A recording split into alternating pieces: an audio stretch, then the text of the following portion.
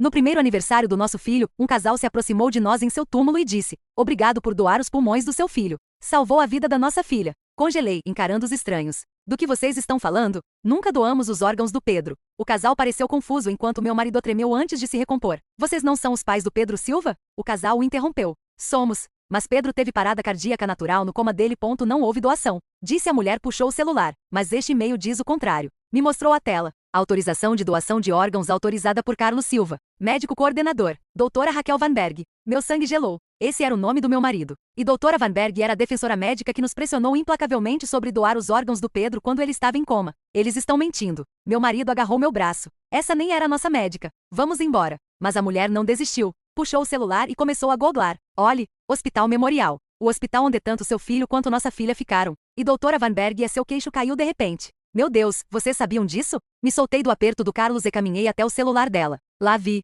Doutora Vanberg, condenada por colheita de órgãos, sentenciada a 11 anos. Pagou famílias até R$75 mil para autorizar doações de órgãos de pacientes em coma. O silêncio era ensurdecedor. Ela continuou lendo. 14 casos confirmados onde Vanberg pagou familiares para retirar suporte de vida de pacientes mostrando sinais de recuperação. Me virei para meu marido que estava pálido e tremendo. Reais 75.000. Você recebeu R$75 mil.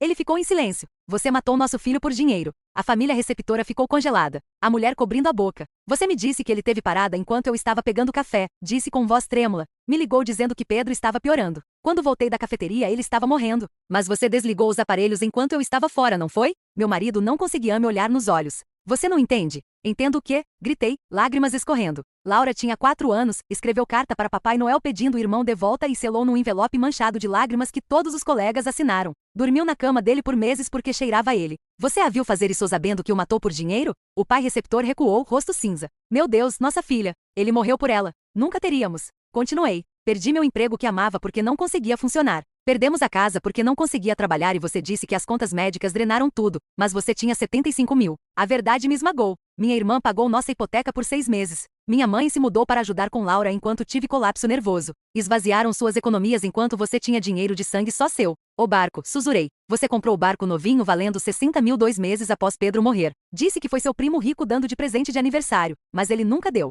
Literalmente comprou com a vida do nosso filho. O rosto do Carlos estava vermelho escuro. A terapia pelo menos ajudou. A terapia eu cortei mal conseguindo ficar de pé. Fomos a 3 sessões nos primeiros 8 meses porque não podíamos pagar. Ele olhou para baixo novamente. Mas então você foi promovido e podemos pagar terapia, disse. E claro, você está em cada sessão agora. Senta lá toda vez enquanto soluço sobre ter saído para pegar café. Segura minha mão enquanto o terapeuta diz que preciso me perdoar. Você sabe que não preciso de perdão. Você precisa. Lembra o que disse no funeral? Perguntei. Carlos ficou completamente pálido. Disse que estávamos lutando por ele até o fim. Fez discurso sobre estar lá quando precisava mais. Pessoas te chamaram pai do ano enquanto eu era a mãe que saiu. O casal estava desmoronando. A mãe vomitando. Doutor Naamari disse que estava melhorando. Continuei. Nosso menino apertou minha mão no dia anterior. O médico disse que acordaria. A vovó estava tricotando suéter para o dia que acordasse enquanto você garantia que nunca usaria. Carlos estava tremendo. Laura ainda desenha figuras para ele, disse baixinho agora. Toda semana vamos ao túmulo. Pergunta se ele pode vê-las do céu. Está com cianos agora e ainda pergunta por que Deus precisava do irmão mais que ela.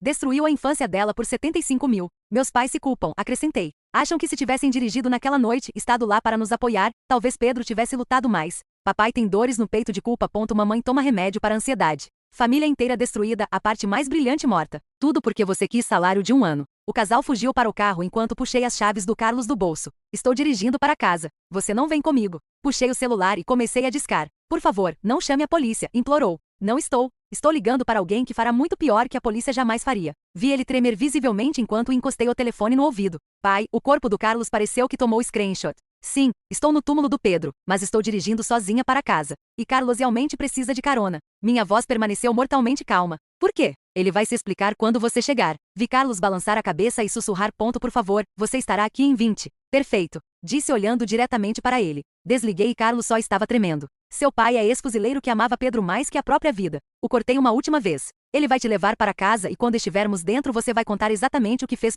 Caminhei para o carro. Meu pai enterrou homens por menos do que você fez. Boa sorte. 20 minutos pareceram 20 anos em pé ali no cemitério, observando a estrada até o caminhão preto do pai finalmente virar pelo portão e eu conseguir ver suas juntas brancas agarrando o volante mesmo de 15 metros de distância. Carlos começou a se afastar de mim, mas não havia lugar para ir, exceto em direção ao caminhão que agora parava no meio-fio. E pai nem me olhou, apenas manteve os olhos fixos no Carlos pelo para-brisa como se estivesse rastreando um alvo. Os ombros do Carlos se curvaram para frente e ele caminhou até a porta do passageiro como um homem indo para sua execução, enquanto o pai permanecia com cara de pedra e não se inclinou para destrancar até Carlos ter que bater na janela. O clique da fechadura soou como um tiro no cemitério silencioso e Carlos subiu enquanto me virei e caminhei para meu carro sem olhar para trás porque se visse o rosto do pai, naquele momento talvez tivesse desmoronado completamente. Minhas mãos estavam tremendo tanto quando entrei no banco do motorista que deixei cair as chaves 2 vezes antes de conseguir colocá-las na ignição e tive que agarrar o volante com ambas as mãos só para dar ré da vaga. Consegui talvez 2 quilômetros antes de ter que parar num posto porque minha visão estava embaçada de lágrimas e meu peito parecia estar esmagado numa morsa. Sentei ali no estacionamento gravando tudo no meu telefone enquanto estava fresco, falando entre soluços sobre o e-mail que o casal me mostrou. A quantia é chata de R$75 mil cada palavra que Carlos disse ou não disse quando o confrontei. 10 minutos de gravação viraram 20 enquanto lembrava mais detalhes como ele agarrou meu braço. Como ficou pálido quando mencionei o barco, como não conseguia me olhar quando falei da carta da Laura para Papai Noel. Tive que parar novamente 3 quarteirões de casa, porque minha mão começou a tremer pior e gravei mais. Dessa vez sobre Doutora Vanberg e a pressão que ela colocou em nós. Como Carlos sempre era aquele que se encontrava com ela sozinho enquanto eu ficava com Pedro. Quando finalmente cheguei em casa, o carro da mamãe estava na garagem e pude vê-la pela janela da cozinha com Laura na mesa fazendo quebra-cabeça. E tudo parecia tão normal que me deu enjoo. Entrei pela porta dos fundos e Laura pulou e correu para mim e caí de joelhos e a puxei no abraço mais apertado enquanto mamãe observava com preocupação escrita em todo o rosto. Disse a Laura que a amava umas 10 vezes antes de olhar para a mamãe e fazer sinal de que precisava que ela levasse Laura para passar a noite. E mamãe apenas acenou sem fazer perguntas porque podia ver que algo estava muito errado. Laura me mostrou a peça do quebra-cabeça que encontrou que parecia uma borboleta e disse como ela era inteligente enquanto mamãe começou a arrumar sua bolsa para dormir fora. E em 15 minutos elas tinham ido e a casa estava silenciosa.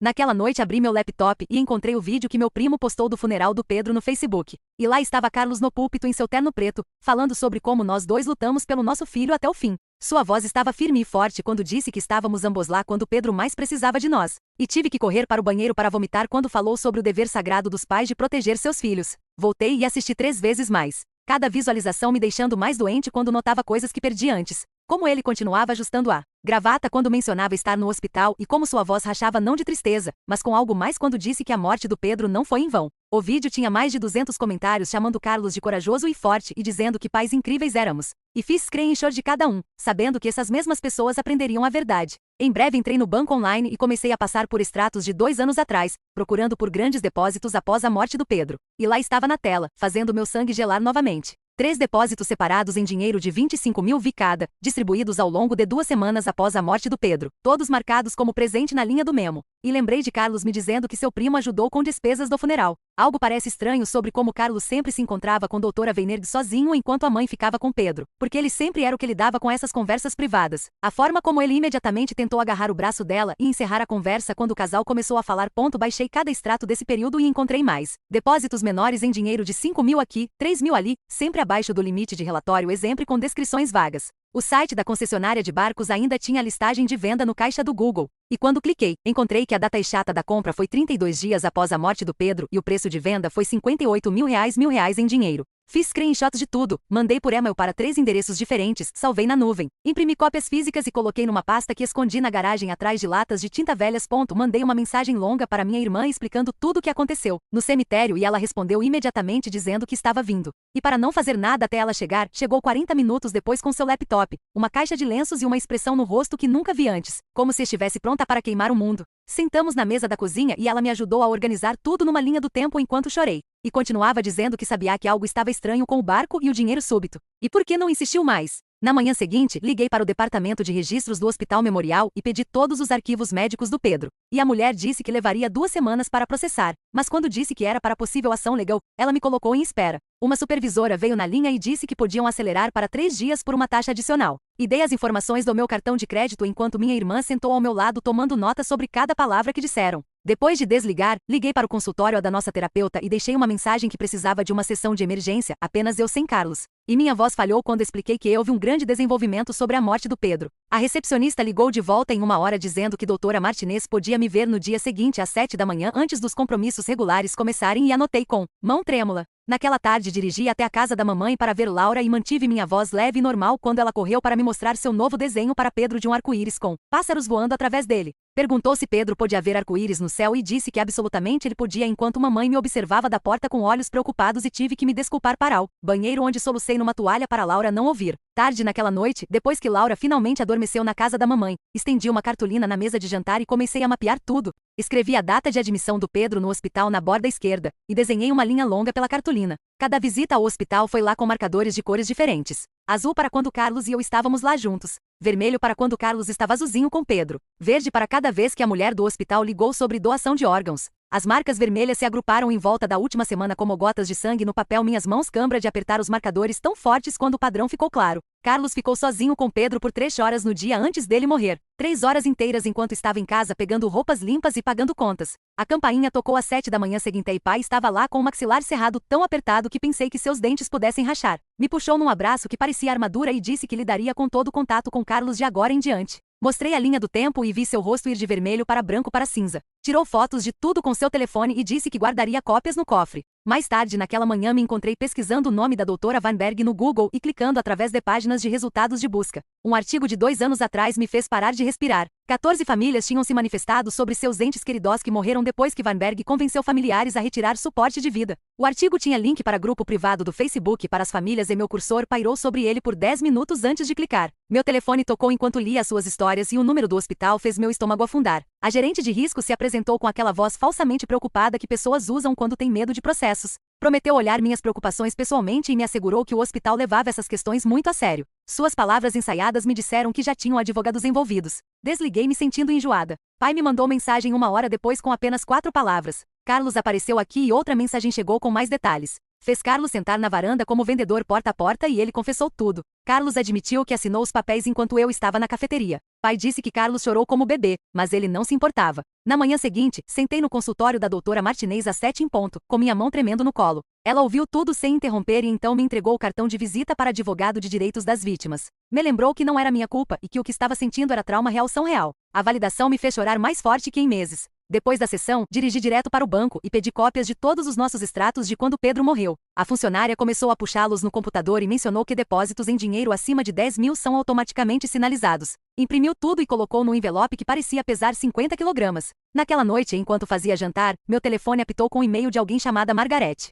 Seu filho foi uma das vítimas da Weinberg há 3 anos. Me convidou para a reunião do grupo de apoio na próxima semana e me avisou que o processo legal levaria para sempre. Disse que a espera era quase tão difícil quanto a traição. Estava lendo seu e-mail pela 3ª vez quando meu telefone tocou com o número da escola da Laura. A voz da professora era cuidadosa e preocupada enquanto explicava que ela estava desenhando fotos de hospitais durante a aula de arte. Também estava dizendo às outras crianças que o papai era mau e fez algo errado. Meu peito apertou quando marquei encontro com conselheira escolar para o dia seguinte. Precisava descobrir como ajudar minha filha a processar esse pesadelo sem destruir completamente sua relação com o pai. 3 dias depois, envelope grosso chegou do hospital com registros médicos completos do Pedro. Espalhei os papéis na mesa da cozinha com mãos trêmulas. Página 47 mostrava a hora exata que suporte de vida foi retirado. 14 horas e 53 em 15 de março. Meu recibo de café da cafeteria tinha o horário de 14 horas e 48. Carlos tinha dito a todos que Pedro teve parada natural às 15 horas e 55. A mentira estava lá em documentação médica preto no branco. Ele desligou os aparelhos enquanto eu voltava com meu café idiota e então esperou 1 hora para me ligar. 1 hora inteira sentado ao lado do nosso filho morrendo sabendo o que tinha feito. Tirei fotos de cada página e mandei por e-mail para mim e minha irmã e o advogado que doutora Martins recomendou. A evidência estava se acumulando como pedras em volta do pescoço do Carlos e ia fazer ele se afogar nela. Na manhã seguinte, passei por nossas contas telefônicas anti-gasolina, algo que nunca verifiquei antes, porque Carlos sempre cuidava de nossas contas. A cobrança detalhada mostrava cada ligação do telefone dele e lá estavam 3 ligações para número que não reconhecia em 14 de março, o dia antes do Pedro morrer. Digitei o número no Google e meu estômago afundou quando ouvi que pertencia ao consultório de consultoria médica da Weinberg. A primeira ligação foi às 9 da manhã e durou 23 minutos. A segunda veio ao meio-dia por 19. A terceira foi às 16 horas e 30 por 27. Fiz screenshots de tudo e salvei. Em 3 contas de nuvem diferentes. Minhas mãos estavam tremendo quando procurei online por artigos de jornal de quando Pedro estava no hospital. A maioria dos resultados eram sobre o acidente que o colocou em coma. Mas na página 4 dos resultados de busca encontrei artigo do nosso jornal local datado de 13 de março. A manchete era sobre melhorias do hospital, mas enterrada no meio havia citação que me fez parar de respirar. Dr. Namari tinha dito ao repórter que vários pacientes em coma no memorial estavam mostrando sinais encorajadores de melhora neurológica e podiam acordar em semanas. O artigo não nomeava pacientes, mas o timing foi exatamente 2 dias antes do Carlos desligar os aparelhos do Pedro. Imprimi 20 cópias do artigo e destaquei a citação do Namari com marcador amarelo em cada uma. Naquela tarde, pai apareceu na casa com os registros telefônicos que mandei por e-mail. Seu rosto estava frio como pedra quando dirigiu direto para o apartamento do Carlos sem me dizer que estava indo. 2 horas depois, pai me mandou mensagem que Carlos admitiu receber o dinheiro, mas jurou que pensou que Pedro não tinha chance mesmo. Pai disse que Carlos chorou como bebê e implorou para ele não me contar sobre a confissão. Mas pai gravou tudo no telefone. Meu telefone vibrou com mensagem de número desconhecido enquanto lia a mensagem do pai. A mãe receptora conseguiu meu número de alguma forma e estava perguntando se podíamos conversar porque sua filha estava viva graças ao Pedro. Mas ela não conseguia viver com a culpa de se beneficiar do que Carlos fez. Encarei sua mensagem por 10 minutos antes de escrever de volta que pensaria sobre isso. 3 dias depois, sentei no escritório de advogado de direitos das vítimas que o grupo de apoio recomendou. Ela olhou toda a minha evidência e explicou que acusações criminais contra Carlos eram improváveis, porque provar intenção seria quase impossível. Disse que a ação civil era a nossa melhor aposta, mas mesmo isso levaria anos e podia não resultar em muito. Me disse para continuar coletando evidência e documentar tudo, porque você nunca sabe o que pode acabar sendo importante. Porque Carlos fez 3 ligações para consultório da Weinerg no dia antes do Pedro morrer, sobre o que estavam discutindo por 20 e poucos minutos cada vez. O timing desse artigo do jornal sobre pacientes melhorando parece convenientemente oportuno para alguém procurando tomar decisão rápida sobre suporte de vida. Na semana seguinte, envelope chegou do escritório do promotor com cópia da transcrição do acordo da Weinberg. Página após página, mostrava ela admitindo mirar famílias financeiramente vulneráveis com pacientes melhorando porque eram mais fáceis de convencer. Descreveu seu roteiro exato para abordar familiares quando o cônjuge estava ausente. Admitiu dizer às famílias que seus entes queridos não tinham chance quando registros médicos mostravam o contrário. Ler suas palavras, parecia alguém rasgando meu peito aberto novamente. O gerente do banco me ligou pessoalmente para dizer que encontrou mais documentação sobre os depósitos do Carlos. A carta registrada que enviou confirmava que os depósitos em dinheiro foram convertidos em cheques bancários em dias, então transferidos diretamente para a concessionária de barcos, Marine Dreams. A trilha de papel era tão clara que até criança podia seguir o dinheiro da morte do Pedro para brinquedo novo do Carlos. Dirigi para nossa casa antiga, onde Carlos estava morando temporariamente, e exigi que ele assinasse ordem restritiva financeira que mandei redigir. Pai sentou em sua caminhonete na garagem com o motor ligado, garantindo que Carlos soubesse que ele estava lá. As mãos do Carlos tremeram quando assinou os papéis sem nem ler. Continuava olhando pela janela para a caminhonete do pai e suando pela camisa. A primeira reunião do grupo de apoio foi realizada num porão de igreja no centro e quase dei meia volta 3 vezes antes de entrar. 7 outros pais sentaram em círculo e quando foi minha vez de compartilhar, outra mãe começou a chorar antes de eu terminar. Disse que Weinberg usou exatamente as mesmas palavras com sua família sobre sua filha não ter qualidade de vida. Disse que Vem contou a mesma mentira sobre outras famílias sendo gratas pela chance de doar. Todos éramos vítimas de roteiro praticado entregue por monstro de jaleco branco. Mais tarde, naquela noite, lembrei do nosso tablet antigo que compartilhávamos para listas de compras e coisas da família. Liguei pela primeira vez em meses e passei pelas mensagens do Carlos. Lá na mensagem dele para seu irmão de 2 meses após a morte do Pedro, estava a foto do barco com Carlos se gabando de que investimento inteligente foi. Seu irmão tinha respondido perguntando como conseguiram pagar e Carlos escreveu de volta que recebeu bônus no trabalho e encontrou ótima oferta.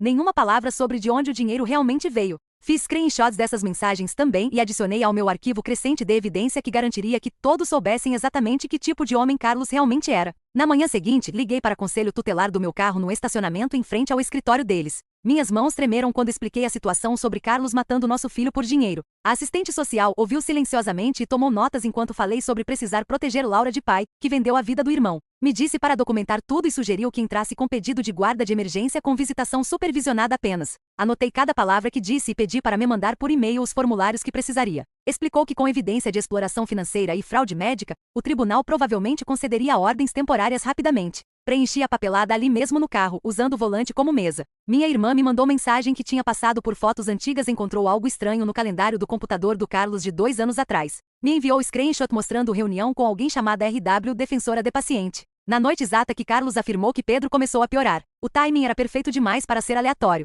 RW tinha que ser Raquel Weinberg. Minha irmã continuou procurando e encontrou mais 3 reuniões nas semanas antes do Pedro morrer, cada uma marcada como privada e programada para quando eu estaria no trabalho ou fazendo tarefas. A equipe jurídica do hospital me ligou naquela tarde oferecendo 25 mil se assinasse papéis prometendo não falar sobre o que aconteceu. A voz do advogado era suave e experiente quando explicou que era gesto de boa vontade para ajudar nossa família a sarar. Disse que silêncio foi o que permitiu Weinberg machucar 14 famílias e desliguei. Ele ligou de volta imediatamente e aumentou a oferta para 50.000. Bloqueei o número. Naquela noite, meu telefone vibrou com mensagem de voz do Dr. Nari que não ouvia desde a morte do Pedro. Sua voz soava quebrada quando disse que estava revisando o arquivo do Pedro após ouvir sobre a investigação. Confirmou que recomendou esperar pelo menos mais uma semana antes de qualquer decisão sobre suporte de vida. A atividade cerebral do Pedro estava melhorando e havia sinais de responsividade que sugeriam recuperação era possível. Disse que contou isso diretamente ao Carlos, mas Carlos insistiu que Pedro não gostaria de viver daquela forma. A A voz do Namari rachou quando disse que deveria ter insistido mais e testemunharia se necessário. Salvei a mensagem de voz em 3 lugares diferentes e transcrevi cada palavra. Minha advogada trabalhou rápido e enviou cartas de preservação para o hospital e advogado do Carlos, exigindo que mantivessem todos os registros e comunicações. Explicou que isso os impediria de destruir evidência e criaria consequências legais se algo sumissão por correio registrado e e-mail para garantir prova de entrega. Também registrou pedidos de descoberta para cada documento relacionado aos cuidados do Pedro e envolvimento da Weinberg. A maquinaria legal era lenta, mas pelo menos estava se movendo. 2 dias depois, o chefe do Carlos me ligou perguntando se as alegações eram verdade, porque Carlos me listou como contato de emergência. Contei sobre investigação criminal e evidência que encontramos. Em 1 hora, Carlos foi suspenso pendente de investigação pelo Conselho de Ética de sua empresa. Me mandou 17 mensagens implorando para conversar, mas não respondi. Pai me lembrou para ficar forte e não dar munição que ele pudesse usar contra mim. Nos encontramos no Denis na semana seguinte com ambos nossos advogados sentados na mesa como árbitros. Carlos parecia terrível com olheiras e roupas que não combinavam. Sua advogada fez a maior parte da conversa enquanto Carlos encarava suas mãos. Finalmente Carlos falou e admitiu que teve medo de perder a casa quando Pedro ficou doente. Disse que Weinberg o convenceu que órgãos do Pedro podiam salvar outras crianças e pelo menos sua morte significaria algo. Afirmou que pensou que Pedro já estava mentalmente morto, mesmo que médico dissesse o contrário. Sua advogada tocou seu braço para fazê-lo parar de falar, mas Carlos continuou. Disse que o dinheiro parecia sujo, mas precisávamos dele para o futuro da Laura. Queria jogar minha água nele, mas minha advogada agarrou meu pulso por baixo da mesa. Naquela noite encontrei carta da Laura para Papai Noel e a caixa de memórias que guardava no armário. A letra de 4 anos dela era trêmula, mas dava para ler cada palavra. Pedindo para Pedro voltar. O papel ainda tinha manchas de lágrimas que deformaram as marcas de giz de cera. Sentei no chão do quarto, lendo repetidamente, até que algo finalmente clicou no meu cérebro. Não precisava me perdoar por pegar café porque não fiz nada errado. Carlos era quem precisava de perdão, mas nunca conseguiria de mim. Os registros médicos completos chegaram por correio 3 dias depois, em 2 caixas de banco. Minha advogada e eu passamos 6 horas passando por cada página com marca-textos e notas adesivas. Lá estava em preto no branco na página 847. Weinberg marcou o consentimento como obtido com ambos pais presentes quando o carimbo de tempo mostrava que eu estava logada no caixa da cafeteria comprando café. A falsificação era tão óbvia que minha advogada realmente riu. Disse que só isso podia dar mais tempo de prisão a Weinberg e destruir qualquer defesa que Carlos tentasse construir. Fizemos cópias coloridas de tudo e armazenamos em 3 locais diferentes. Pai veio no fim de semana e me ajudou a configurar a app de gravação no meu telefone que salvaria automaticamente tudo na nuvem. Me mostrou como ativá-lo rapidamente e como posicionar meu telefone para obter áudio claro. Praticamos cenários diferentes como Carlos aparecendo na casa ou me abordando em público. Pai disse que construir caso hermético significa estar pronto para qualquer coisa e documentar cada interação. Comprou câmera pequena para meu carro e ajudou a instalar para gravar se Carlos tentasse me confrontar no estacionamento. Estávamos criando um muro de evidência que protegeria a Laura e garantiria que justiça realmente acontecesse dessa vez. 3 semanas depois, a equipe jurídica do hospital ligou para minha advogada com nova oferta. Dessa vez por 200 mil sem acordo de confidencialidade anexado. Minha advogada estendeu os papéis na mesa de conferência e apontou para cada sessão enquanto tentava focar. O dinheiro garantiria fundo universitário da Laura e terapia até ensino médio. Minhas mãos tremeram quando segurei caneta sobre linha de assinatura. Pegar o dinheiro deles parecia deixá-los comprar saída da responsabilidade. Mas ver minha filha lutando na escola porque não podia pagar conselheira especial que ela precisava parecia pior. Larguei a caneta e pedi 48 horas para pensar. Naquela mesma tarde, repórter do jornal local ligou, perguntando se contribuiria para a série dele sobre vítimas da Weinberg. Disse que 12 outras famílias já tinham compartilhado suas histórias anonimamente. Encontrei com ela numa cafeteria no centro, onde me mostrou rascunhos dos outros artigos. Uma mãe descreveu encontrar conta bancária secreta do marido 6 meses após filho morrer. Outra família descobriu verdade quando Weinberg foi presa e registros médicos viraram evidência. Passei 3 horas contando tudo enquanto digitava no laptop. Me mostrou o rascunho antes de enviar, mudando detalhes para proteger nossa identidade, mas mantendo 75 mil e compra do barco. Ver nosso pesadelo digitado em preto no branco revirou meu estômago. 2 dias depois, artigo saiu na primeira página com manchete: o preço da confiança. Meu telefone vibrou sem parar com mensagens de pessoas que reconheceram nossa história, apesar dos nomes mudados. O cérebro do Pedro estava realmente melhorando. Segundo o Dr. Carlos disse ao médico que Pedro não gostaria de viver daquela forma. Isso me faz pensar no que Carlos estava realmente pensando durante aquelas reuniões secretas com Weinberg antes de tudo acontecer. A mãe receptora me mandou um e-mail naquela noite com 3 páginas de desculpa e oferta para testemunhar sobre o que testemunharam no cemitério. Anexou estudos médicos, mostrando que tipo de atividade cerebral do Pedro frequentemente levava à recuperação. Sua filha estava bem, mas carregava a culpa do sobrevivente, sabendo que outra criança morreu para ela viver. Queriam se juntar ao nosso esforço para a reforma de supervisão hospitalar. Imprimi o e-mail e adicionei ao meu arquivo de evidência. Na manhã seguinte, dirigi para fórum e entrei com separação legal. O funcionário me entregou pacote após pacote de formulários enquanto explicava processo de avaliação de guarda. Pedi visitação supervisionada para Carlos e guarda legal exclusiva para decisões médicas e educacionais. A taxa de entrada esvaziou minha conta corrente, mas pai escreveu cheque antes de eu poder perguntar. Em uma semana, Carlos foi notificado em seu apartamento e imediatamente ligou para o telefone de casa 17 vezes. Não atendi e salvei transcrição da mensagem de voz mostrando o seu pânico. Minha advogada me ajudou a redigir proposta formal de guarda, dando a ele fim de semana alternado com supervisor nomeado pelo tribunal. 2 semanas após início do processo de separação, o advogado do Carlos entregou declaração escrita à minha. O documento afirmava que Weinberg disse que Pedro estava tecnicamente com morte cerebral, sem chance significativa de recuperação, mas registros médicos que coletei mostraram exames cerebrais do Pedro melhorando diariamente antes da morte. Declaração do Carlos também disse: concordei com decisão verbalmente antes dela ir pegar café. Minha advogada riu alto lendo essa parte, já que filmagens de segurança me mostravam caminhando sozinha chorando para a cafeteria. Destacou cada contradição e registrou como evidência de engano contínuo. Através de meu pedido de liberdade de informação, finalmente consegui a auditoria interna do hospital do ano que Pedro morreu. O relatório de 50 páginas detalhou 6 queixas sobre Weinberg, pressionando famílias antes de qualquer investigação criminal começar. A administração hospitalar realizou 3 reuniões sobre sua defesa agressiva de pacientes, mas não tomou ação.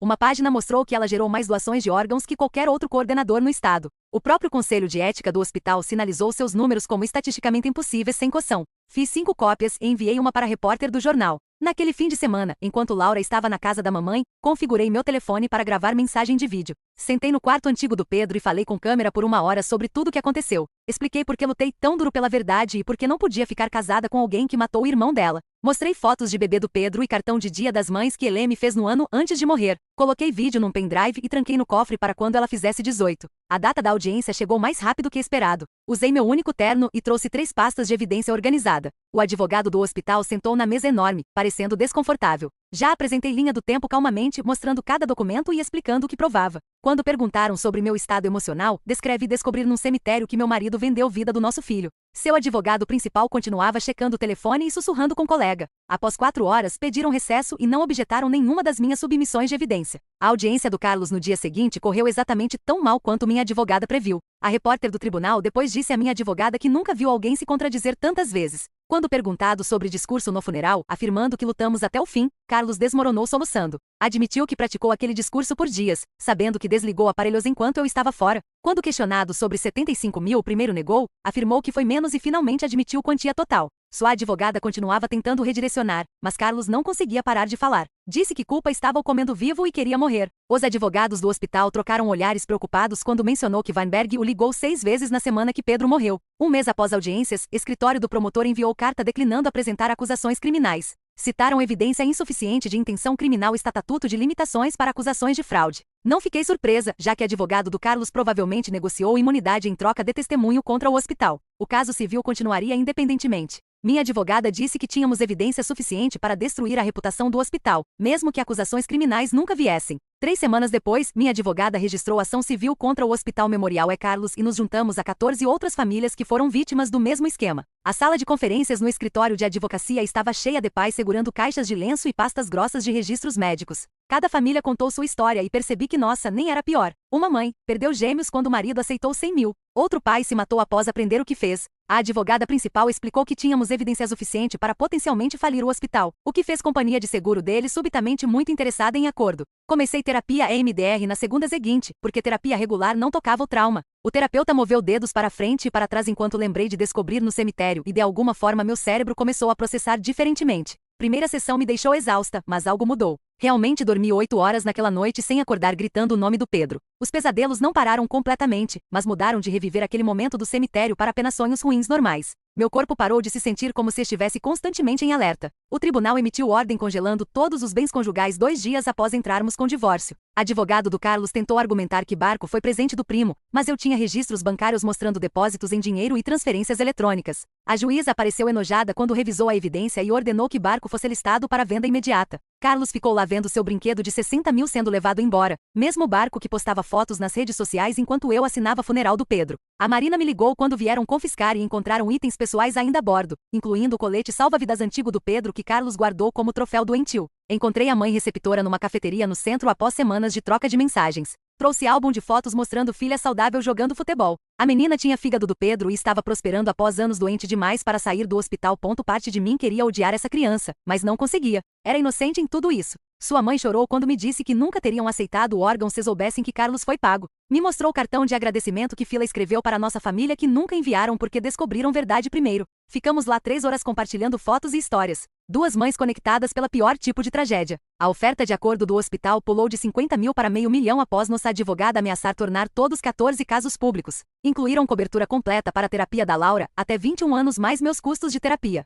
Minha advogada disse que provavelmente conseguiríamos mais se insistíssemos, mas estava cansada de lutar. Outras famílias também estavam fazendo acordos porque todos precisávamos seguir em frente. Após 2 semanas de ida e volta com minha advogada, aceitei acordo, mas me recusei a assinar qualquer ordem de mordaça sobre Pedro. Tentaram fazer silêncio e condição, mas mantive firme. Algumas batalhas importam mais que dinheiro e a história do Pedro precisava ser contada. O hospital finalmente concordou quando perceberam que eu sairia de tudo antes de ficar calada. Carlos se mudou para apartamento de um quarto do outro lado da cidade e começamos a usar app de coparentalidade chamado Talking Parents que documenta tudo. Não mais ligações ou mensagens sobre as quais ele podia mentir depois. Cada mensagem foi salva com marcação de tempo. Tentou me ligar diretamente uma vez, mas não atendi e lembrei através do app sobre nosso acordo de comunicação. Sua primeira mensagem foram 3 parágrafos de desculpas, mas não respondia cedo para confirmar horários de buscar Laura. Nossa primeira troca de guarda aconteceu no estacionamento da delegacia porque minha advogada insistiu em local neutro com câmeras. Laura não entendia por que não podíamos simplesmente nos encontrar em casa, mas parecia mais calma com a estrutura. Carlos parecia terrível com olheiras e perda de peso, mas não senti nada vendo. Tentou me entregar a envelope, mas apontei para a caixa de guarda que concordamos usar para trocas. O oficial de plantão tudo e acenou quando saí dirigindo. 2 meses após tudo começar, finalmente falei na reunião do grupo de apoio sem me culpar por pegar café. Contei sobre Pedro apertando minha mão e Carlos desligando aparelhos enquanto estava fora. Os outros pais entenderam imediatamente. Um pai disse, ausência não é traição, e todos acenaram. Outra mãe cujo marido fez algo similar disse que perdoar a nós mesmos por sermos humanos não é o mesmo que perdoar alguém por ser monstro. Pai veio no fim de semana e se desculpou por querer machucar Carlos no cemitério. Disse que estava tendo sonhos com Pedro e percebeu que violência não o traria de volta. Concordamos em focar em proteger Laura e garantir que a história do Pedro ajudasse outras famílias. Pai começou a construir caixa de memórias com Laura, enchendo com coisas favoritas do Pedro e histórias sobre ele. Mamãe ajudou imprimindo todas as fotos de antes daquele dia. Passávamos tardes de domingo trabalhando nisso juntos, enquanto Laura desenhava novas figuras para adicionar. Mas aniversário da morte do Pedro veio mais rápido que esperado e mantivemos pequeno com apenas mamãe, pai, minha irmã, Laura e eu no cemitério. O timing daquela carta do promotor parece realmente conveniente para o hospital. Declinar acusações bem quando Carlos está pronto para testemunhar contra eles me faz perguntar que conversas aconteceram por trás de portas fechadas que não estamos ouvindo, especialmente com 14 famílias tendo histórias similares sobre mesma coordenadora. Carlos não foi convidado e não pediu através do app para vir. Trouxe suéter que a avó tricotou antes de morrer com dinossauros que Pedro teria amado e embrulhei em papel de seda para deixar no túmulo. Laura colocou o desenho mais novo ao lado, onde Pedro estava jogando futebol no céu e pai pigarreou muito enquanto mamãe segurou minha mão. Não ficamos muito porque Laura estava com frio. Antes de sair, toquei lápide e disse ao Pedro que sabia a verdade. Agora a organização sem fins lucrativos me ligou semana seguinte sobre posição meio período, ajudando famílias que perderam crianças. E mesmo que salário fosse metade do que ganhava antes, aceitei imediatamente. Meu primeiro dia voltando ao trabalho, parecia estranho após estar em casa há tanto tempo, mas outros pais lá entenderam porque precisei de 10 minutos no banheiro para me recompor. As contas ficaram apertadas com um salário menor, mas dinheiro do acordo cobriu terapia da Laura e necessidades básicas. Comecei a trazer almoço de casa e cancelei serviços de streaming que Carlos nos inscreveu com dinheiro de sangue. O app de coparentalidade se tornou nosso único método de comunicação e cada mensagem foi documentada com marcação de tempo. Carlos tentou me mandar mensagem diretamente sobre peça escolar da Laura, mas fiz screenshot e lembrei através do app sobre nosso acordo. Sua visita supervisionada acontecia todo sábado alternado no centro comunitário, onde assistente social os observava jogar jogos de tabuleiro. Laura não entendia por que papai não podia levá-la sozinha no parque mais, mas se ajustou à nova rotina. 6 meses após aquele dia no cemitério, finalmente conseguia pensar no Pedro, sem meu peito se sentir esmagado. Sua morte não foi acidente trágico ou plano de Deus, como todos continuavam dizendo no funeral. Foi traição pela pessoa que deveria tê-lo protegido. Nomear essa diferença em voz alta na terapia ajudou mais que 2 anos me culpando por pegar café. A culpa não desapareceu, mas mudou para onde pertencia. Laura começou terapia lúdica com alguém especializado em luto infantil e após 3 meses parou de desenhar hospitais em cada figura. Sua terapeuta a ensinou a fazer diário de sentimentos, onde podia escrever cartas ao Pedro sobre memórias felizes, em vez de apenas tristes. Escreveu sobre quando ele a ensinou a andar de bicicleta e quando construíram forte durante a tempestade. As figuras que desenhava agora mostravam Pedro se divertindo como comendo sorvete ou brincando com um cachorro antigo em vez de deitado numa cama de hospital. No grupo de apoio, 5 de nós, cujas crianças foram vítimas do mesmo esquema, começamos a nos encontrar com advogados sobre supervisão hospitalar. Passávamos noites de terça passando por políticas e procedimentos, marcando cada lugar onde salvaguardas falharam com nossas crianças. 3 meses depois, apresentamos recomendações ao conselho hospitalar e realmente ouviram porque advogados sabiam que podíamos tornar coisas muito públicas. Os novos protocolos que ajudamos a criar exigiam 2 médicos independentes para aprovar qualquer decisão de fim de vida e baniram incentivos financeiros para a obtenção de órgãos. Minha irmã me apresentou alguém da academia que perdeu a esposa por câncer 3 anos atrás. Nos encontramos para café primeiro e ele não se encolheu quando contei sobre Carlos e Pedro. Apenas acenou e disse: confiança leva tempo para reconstruir. Entendeu porque checava telefone constantemente durante primeiros encontros para garantir que Laura estava bem com babá. Após 2 meses, deixei ele conhecer Laura num parque e ela gostou que ele a empurrava alto nos balanços sem eu ter que pedir. Nunca tentou ser pai dela, apenas amigo que por acaso conhecia a mãe e isso facilitou tudo. A vida começou a parecer possível novamente, mesmo que não se parecesse nada com o que planejei quando Pedro estava vivo. Algumas manhãs acordava sem imediatamente lembrar que ele se foi, então culpa me atingia por esquecer mesmo por segundo, mas Laura ria mais agora. Risadas reais de barriga, assistindo desenhos ou brincando com amigos, não sorrisos forçados de logo depois. Às vezes pegava vislumbres do Pedro na expressão dela, o jeito que franzia nariz quando se concentrava ou como inclinava a cabeça fazendo perguntas. Esses momentos doíam, mas também pareciam presentes. Pequenos pedaços dele ainda aqui na irmã. A ressurreição pela qual orei nunca veio. Mas ver Pedro viver através do riso da Laura importava mais que qualquer milagre poderia ter importado. Obrigada por me deixarem vagar com vocês através de tudo isso. Espero que minhas perguntas não tenham ficado muito irritantes. Até nos vermos por aí. E aí curtam o vídeo, ajuda mais do que vocês sabem.